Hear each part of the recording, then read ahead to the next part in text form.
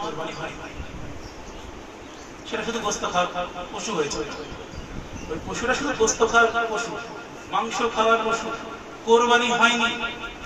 তখন সেই ব্যক্তি বুরদা ইবনে মিয়া রাদিয়াল্লাহু তাআলা বললেন যে আমার কাছে আরো একটি বকরি আছে যার বয়স 6 মাস, যার বয়স 6 মাস। আগের যে বকরিটি আমি জবাই করেছি তার থেকে ওটা দ্বিগুণ আকৃতিতে, সুতরাং আমি তার থেকে ওটা উত্তম পশু। আমি কি এই 6 মাস বছরের বয়সে পশুটিকে কুরবানি করতে পারি? রাসূল সাল্লাল্লাহু আলাইহি ওয়াসাল্লাম বললেন, নাম, হ্যাঁ তুমি পারো, কিন্তু এটা শুধু তোমার জন্যই, এই একবারের জন্য, শুধু তোমার জন্যই, আজকের দিনের জন্য। এরপরে কিয়ামত পর্যন্ত দিন পর্যন্ত কারো জন্য এই যে কথাটি যে আমি বললাম যে হ্যাঁ তুমি এটা করতে পারো, 6 মাস বয়স মানে এখনো কোরবানি যে বকরি সে দাঁতে দাঁত হয়।